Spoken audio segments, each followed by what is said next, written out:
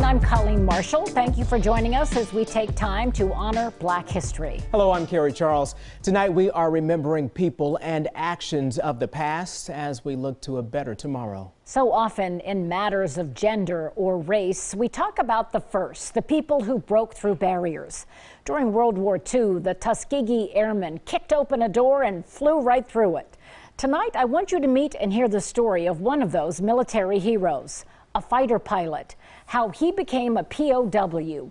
Dr. Harold Brown was still in high school when the nation's military leaders were arguing over whether black men were smart enough, good enough to take flight. No, they don't have enough intelligence. No, it's a waste of money, and back and forth until Roosevelt finally made the decision. Harold Brown was a high school senior when FDR decided 35 black pilots would become the Tuskegee Airmen. We had heard about it and then it was finally approved. It was, oh boy, the door is open. I immediately ran right down because this is what I wanted to do. And of course, the rest is all history now. He's got to know what goes on inside his plane. The heart of his fighter is steel and copper. Its bloodstream is gas and oil. But its brain is the man who flies it. The Tuskegee Airmen certainly proved not only that they had intelligence, but they had bravery and they had skill and they had determination, right? You proved to everyone that you were meant to be a pilot, right? Well, I would say so. One thing it proved. You can't judge a man here by the color of his eyes or the shape of his nose. On the flight strip, you judge a man by the way he flies. Harold Brown flew more than 30 combat missions. Then, in 1945, a special mission. The Tuskegee 99th would destroy an airbase in northern Germany and the rail lines and equipment in a 100-mile stretch, heavily traveled by enemy forces. They were successful and ecstatic. Boy, look what we got. This place is loaded. And from there was all kinds of yakety on the, was coming over the radio. I got this one. There's one over here. I just blew up this one. And there's just all this chatter that was going on. Extremely successful. They turned toward home, but his CO said we missed a big locomotive. And then he broke off. And he says, I'm out of ammunition. I said, well, I got some left. So I went in on this train, blew it up, but just as it blew up, I was passing right over it. And then the guys were hollering at me, hey, Harold, your aircraft is smoking. But my radios were acting up. I didn't hear it. And then I started getting indications on the engine. Oil pressure down, temperature up, the engine quit, and he bailed out. It was so quiet in that chute. I landed and I thought, what in the world am I doing up here in Germany? 20 years old, and here I am. He knew precisely where he was. He could reach the Russian line in 6 to 7 days, but within minutes, he was surrounded by German soldiers. I said, well, I've had it. So I threw my gun away and threw my hands up in the air like so, and they took me back to this little village. And there is where it got very, very interesting. An angry mob had formed because their village took heavy damage from the American bombs. They tried to drag Harold to a tree to hang him. He was going to be lynched in Germany. An armed constable saved him from the crowd and took him to another village where days later, other American POWs joined him. The guys got in the cell with me, and I had my jacket and wings, and they looked at me. They said, you're a pilot, huh? I said, yeah, I'm a pilot. I got wings just like your wings. Black and white, they were all now POWs, led on an 8-day walk to Nuremberg, where he was imprisoned until the end of the war. Harold eventually earned a doctorate and served as the Vice President of Academic Affairs at Columbus State Community College. But, he says with pride, he served 23 years in the Air Force, saw it become completely integrated in 1947, And 2 decades later, when he left the military, Opportunities galore became available at the time that I was leaving. You could apply for any kind of job. You were accepted into those jobs, and it just completely reversed itself from one thing to the other thing, the way that it should have been all along. What a great story. he was a great guy. I loved talking to him. Well, honoring his family's legacy, a Central Ohio contractor who is the president of Velocity Construction Services aims to build a strong foundation for future generations in his family. As a minority business owner, Sean Greer can trace his perseverance to succeed back to his ancestors. Audrey Hassan shares the story of this 4th-generation builder. Ever since I was little, I've always wanted to work for my grandfather. His inspiration, his hero. These are just 2 of the titles Sean Greer lovingly calls his grandfather, Carlton P. Williamson. He had me cleaning porta-johns and sweeping floors. From humble beginnings, Sean grew up working alongside his mother's father at Williamson Builders, the construction company Carlton started in Central Ohio in 1974. My grandfather would always tell us that your lineage is of strength, is of being a good person, and don't limit yourself for what you think that you can do. You can always do more. His lineage dates back to a man known affectionately as Captain Williamson. Genealogy records indicate this veteran of the Revolutionary War was born in 1760 in Charleston, South Carolina. He was a farmer who became a free black man during his life. When his handler died, they left him the plantation, which was unheard of. Captain Williamson has been mentioned in historical passages recounting the life of black men and women during the 17th and 18th centuries. He was known for his generosity, leaving an endowment to benefit the church and school on his property for members of the black community. He said, you come from a person who should have been enslaved, but he overcame those odds and he persevered. He says, we are a family of perseverance. Sean's great-grandfather, Arthur D. Williamson, learned carpentry in Charleston before moving to Columbus.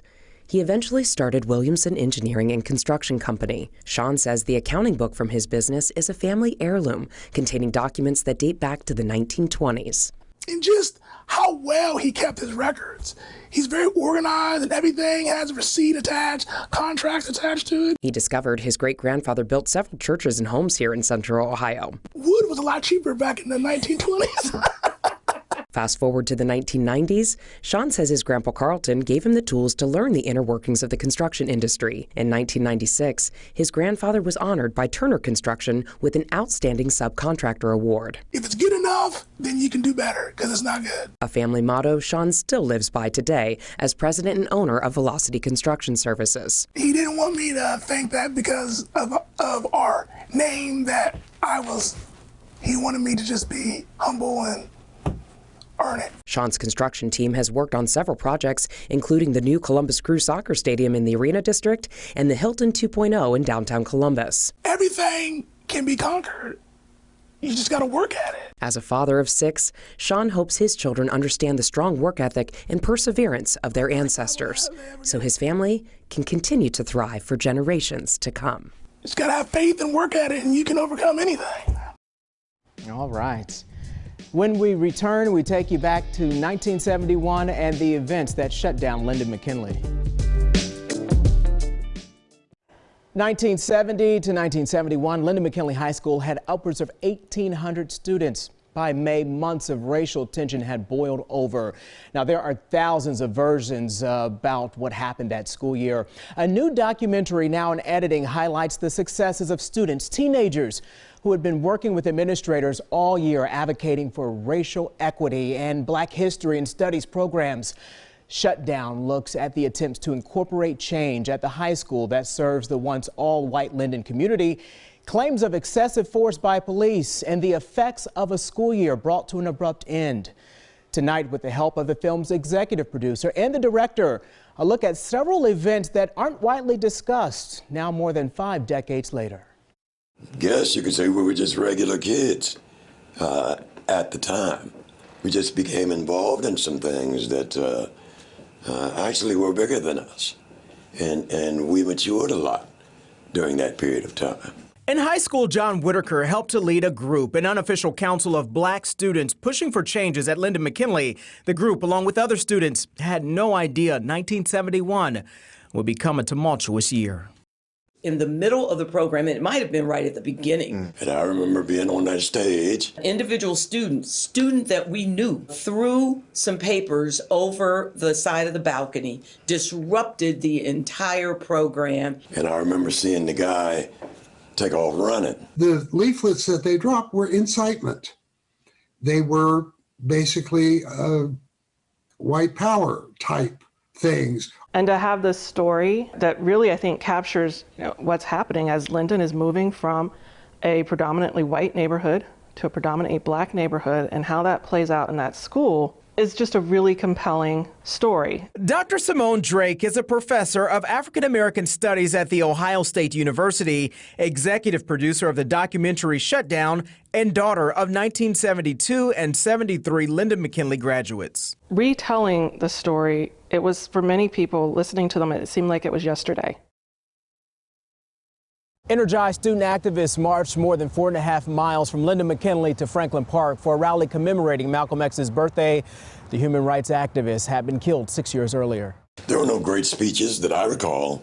Few people spoke. Nothing strikes my memory. To me, the more memorable thing was the actual walk itself. I think that empowered us, made me feel like we were on the right track.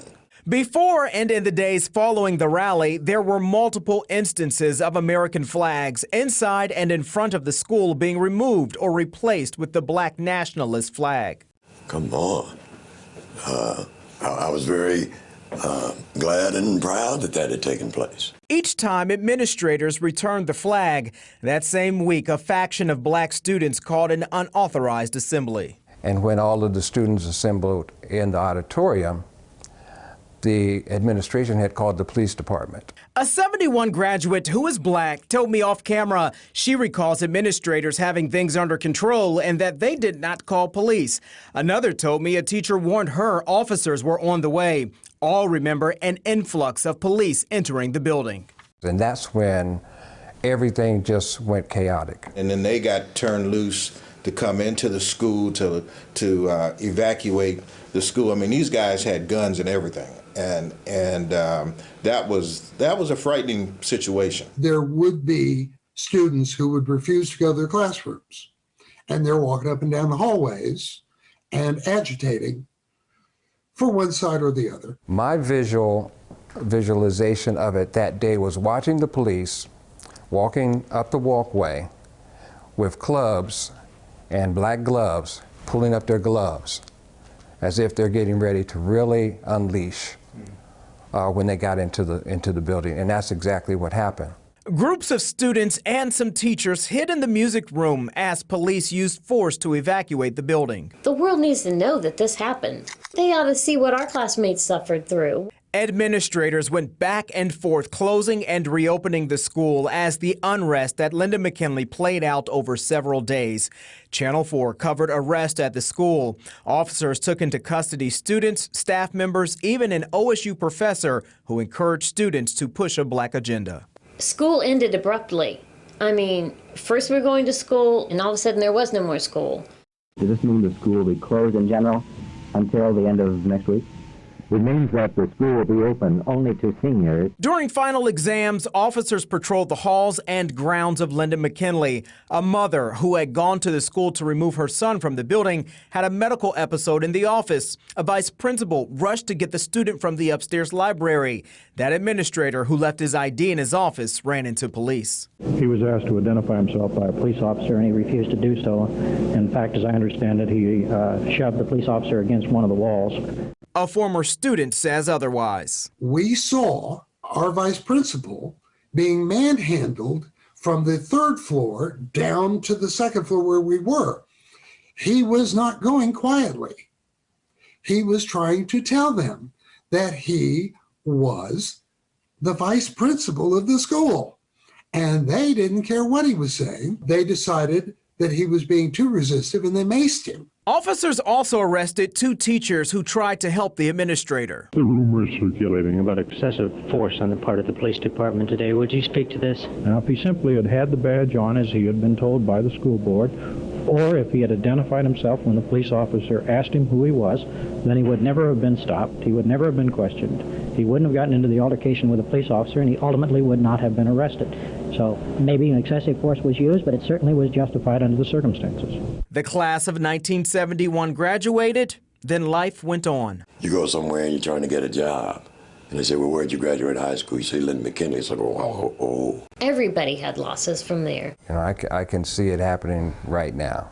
I don't think that will ever go away because it was so traumatic. Jean Thomas, the 1971 senior class vice president, married the student council president, Stan Harris. She went on to a 37-year career in education, 12 as superintendent of Columbus City Schools. If I could have advised the principal at that time and the superintendent at that time, it would have been to sit down and talk with students. Let's find someone and staff who can facilitate discussion about not only how we're feeling, but how and why we're feeling the way we're feeling, but where do we go from here? And I will tell you, because it didn't happen at Lyndon, I think Lyndon is forever scarred.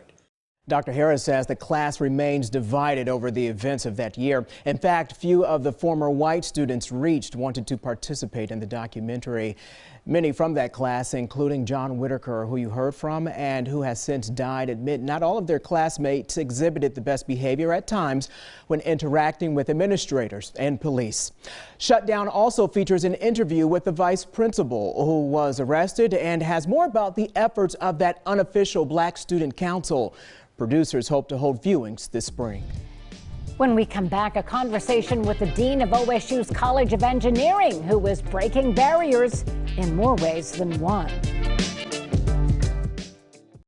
For nearly a year, Dr. Ayanna Howard has led the Ohio State University engineering program, making her the first Black woman to do so. She has been breaking barriers her entire life, and as our Jonathan Jackson learned, she's working to pave the way for more women of color in her field.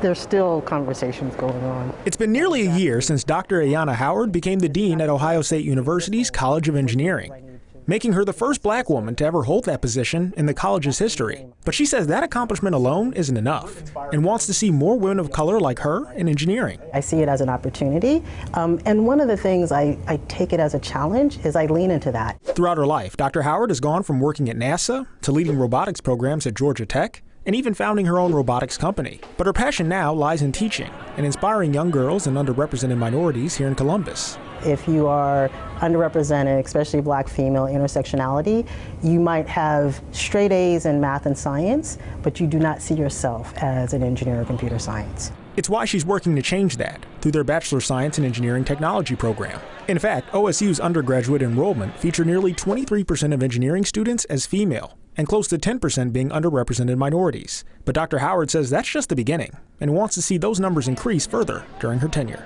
One of the nice things is that the faculty, staff, and students and alums are excited about this new growth and all the things that are coming in the future. When we come back, how more young people of color are getting the chance to try out the slopes. In just 2 days, the next Winter Olympics will begin. While you will find dozens of talented athletes on the slopes for Team USA, you won't find one person of color. But there are organizations trying to change that, including some right here in Central Ohio. Matt Barnes has more on this opportunity for children that could one day yield gold medal results. Okay, push off, go. It's a sight not seen often here on the slopes. Oh, you're skiing! You're skiing! Yes! A group of young people of color on skis learning about a sport that is too often out of mind and out of reach. It's one thing to want to ski, to be good at ski, but it's another thing to afford a lesson, the equipment, even transportation here. That's why this grant was so important. They funded everything. All right, That grant from Vail Resorts came at the request of Coast Ski and Snowboard Club, a Central Ohio ski club that's been around for 30 years. It is under the umbrella of the larger National Brotherhood of Skiers, which was chartered in 1974. Who's ready to put on 2 skis? You guys are ready. The club was started to introduce people of color to skiing and to eventually get someone of color on the Olympic team. So that's our lofty goal. But not too long ago, that goal seemed to be well within reach when back in 2000, Andre Horton made history as the first Black American man to be named to the U.S. national team. Growing up in Alaska, he didn't exactly understand the magnitude of his achievement until he was invited to the National Brotherhood of Skiers Summit in Colorado. Do you ever have stress, or were you worried about being the only Black American? And to me, it didn't really bother me until I rode up the chairlift with this elderly lady. She was a Black lady from the Midwest, and she was in her late 70s. And she reached across to me on the chairlift and like grabbed my hand and was in tears saying, at your age, I was never allowed to ski race.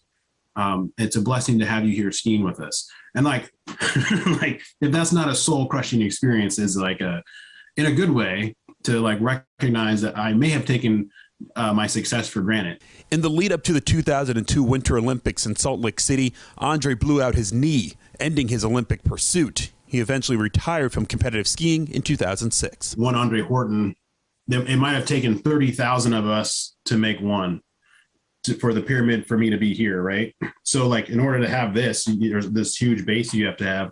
And that's where the grassroots parts come in. Which takes us back to Mad River Mountain. Wow.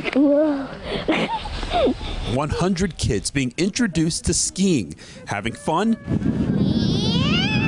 and hopefully starting a lifelong relationship with the sport. I've seen all these people do it on TV and they're amazing at it, so it was really fun to get the chance to say that I did that once. It's been teaching me to get up when I fall, but also like take my time and be patient with stuff.